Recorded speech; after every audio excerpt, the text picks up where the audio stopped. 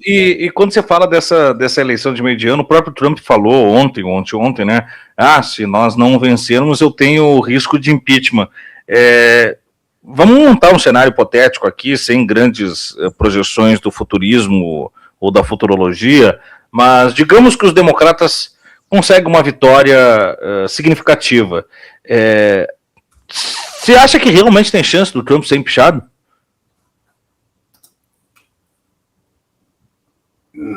É difícil saber. Isso depende muito do tamanho da derrota que ele sofre em novembro. É difícil saber. Eu acho que os democratas gostariam de fazer isso, mas eu não sei se tem força para isso. De toda maneira, ele perde margem de manobra. O governo vira um pato manco, como se diz na gíria norte-americana, né? Vira um governo incapaz de seguir adiante. Ele vai mancar como um pato até as eleições de 2028. Ô, Breno, e um outro fator, que quando a gente falava aqui, né, da relação do papel, né, do Brasil, também tem outros dois agentes que de sábado para cá a gente se perguntava e tal, e aí eu te pergunto, já passada essa meia semana, e a postura e o papel a ser tomado pela Rússia e pela China? Olha, nós temos que entender algo importante no cenário internacional para evitarmos ilusões e frustrações. O cenário mundial, ele é um cenário, em termos amplos, é um cenário de decadência do sistema imperialista liderado pelos Estados Unidos e de ascensão da China. Mas esse é o cenário de amplo espectro histórico. Em termos imediatos, reais, atuais, só existe uma superpotência global, que são os Estados Unidos. A Rússia e a China são potências, do ponto de vista geopolítico, potências regionais, embora a China tenha uma envergadura econômica planetária. Mas ela não é uma potência global em termos geopolítico, porque uma potência global em termos geopolítico exige protagonismo militar, tem que ter força militar para exercer esse papel. Quem tem força militar em escala planetária de se fazer presente em todos os hemisférios, em todos os continentes? Qual é o país que tem essa força? Mesmo decadente. Não é a China. Não é a Rússia, porque a Rússia não é a União Soviética. Quem tem esse poder são os Estados Unidos.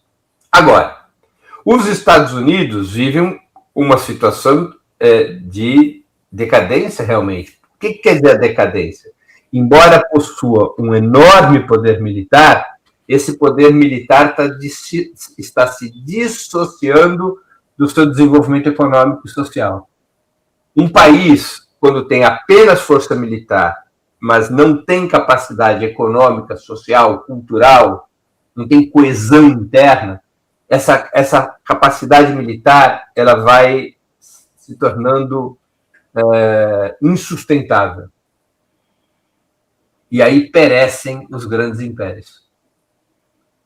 A China tem um desenvolvimento econômico formidável, tem coesão social, tem coesão nacional, e esse desenvolvimento avança. Mas a China não tem o potencial militar, o poder militar dos Estados Unidos.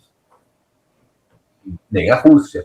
A Rússia tem um poder militar muito expressivo, mas ele é regional.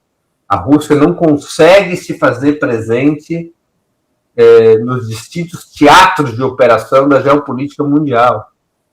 Só um país consegue isso.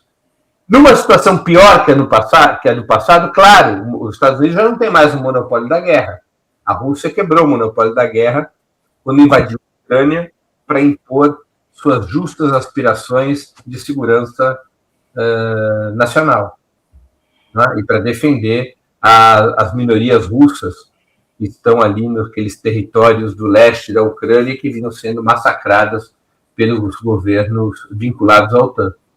Agora, ainda que seja um fato muito relevante, a quebra do monopólio da guerra pela Rússia, isso não significa que a Rússia seja uma potência militar global. Então, nesse cenário, os Estados Unidos, mesmo em decadência, eles têm uma liberdade de atuação militar muito expressiva, porque eles, ao mesmo tempo que podem atacar a Venezuela sem uma reação da Rússia e da China, eles interferem na Ucrânia, se associam a Israel no genocídio palestino, são os sócios majoritários de Taiwan e assim por diante. Os Estados Unidos se fazem presentes em todos os teatros de operação. Enquanto isto não for modificado, enquanto a aliança sino-russa não se transformar numa potência global militar, os Estados Unidos não serão neutralizados. Por essas potências. Os Estados Unidos terão que ser neutralizados pelos próprios povos que são vítimas dos seus ataques. Então, vamos dizer assim, essa definição, essa pecha, né, do declínio estadunidense, em caráter econômico, que é notório e tal, ele está resguardado ainda pela força das armas. E logo é um declínio parcial, Breno, porque se não consegue resolver a economia, vai pelas armas, é o que está fazendo na Venezuela. Não, é isso. É que estruturalmente é um declínio. Ou seja, as armas, elas só se sustentam com base numa economia próspera e numa economia que também tenha a hegemonia do planeta. A dissociação entre desenvolvimento econômico e poder militar gerará, mais cedo ou mais tarde, enfraquecimento do poder militar. É a história do Império Romano. Não é? A história do Império Romano.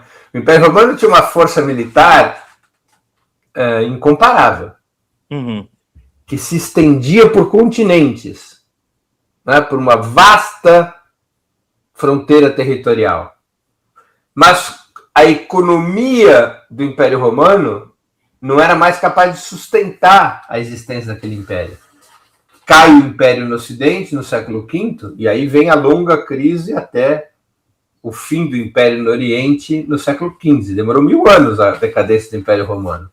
É verdade que o mundo hoje é muito mais rápido do que era no passado, do que era 600, 700, 800 anos atrás, mas você tem que olhar de uma perspectiva histórica. Os povos podem derrotar o imperialismo sem o apoio de potências aliadas? Podem.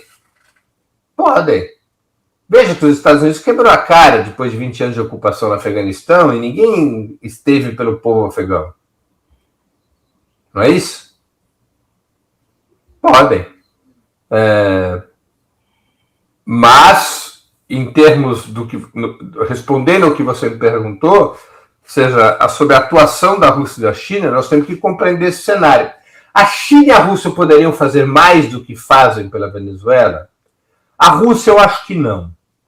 Porque a Rússia está ali com o assunto ucraniano e a Rússia não tem uma economia suficientemente sólida para abrir muitas frentes militares. Não tem isso. A economia russa ela é um pouco maior que a economia espanhola. Né? Ela não dá sustentação a uma operação de largo espectro sem o apoio da China. A China poderia fazer mais do que faz? Sim. A China poderia ter recorrido ao efeito espelho que a União Soviética usava com os Estados Unidos. Como é que Cuba foi salva de uma invasão americana?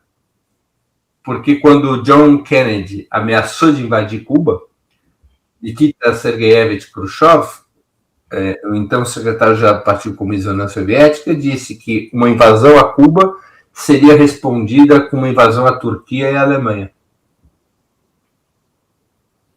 E aí os Estados Unidos recuaram, a União Soviética também recuou e fizeram o acordo pelo qual Cuba, Turquia e Alemanha ficaram a salvo de uma ação militar.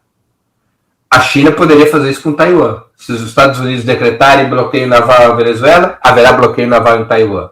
Uhum. Tá? A China poderia fazer isso. Agora, isso não faz parte da estratégia chinesa. Porque a China não tem uma estratégia de disputa geopolítica como teve no passado a União Soviética. A China considera que a sua prioridade máxima é o desenvolvimento econômico interno, para ter força e sustentação para dar força e sustentação a uma estratégia geopolítica lá na frente.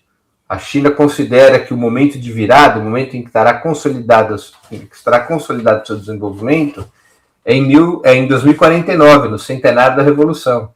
Daqui, portanto, a 23 anos, que é quando a China acredita que terá uma economia próspera e moderna, uma sociedade razoavelmente justa e forças armadas imbatíveis. Os Estados Unidos precipitam a confrontação com a China, porque não querem esperar que a China atinja o seu apogeu para então disputar a hegemonia mundial. Os Estados Unidos já há vários anos decidiram precipitar a disputa da hegemonia mundial. E a China se mantém, ou tenta se manter, nessa sua antiga estratégia. É claro que a China está sendo obrigada a disputas geopolíticas que antes não estavam no mapa, que não eram do gosto dos chineses. A China está sendo obrigada a acelerar os seus prazos, porque a precipitação de um conflito com os Estados Unidos, ela hoje é visível. Né? Agora, a China preserva a sua estratégia de desenvolvimento nacional. Isso faz com que a China e a Rússia sejam aliados, sejam potências do sul global, são as principais potências do sul global, mas elas não são capazes de salvar seus aliados. Elas não são capazes de salvar seus aliados. Elas não têm as condições e não têm a decisão política de salvar seus aliados.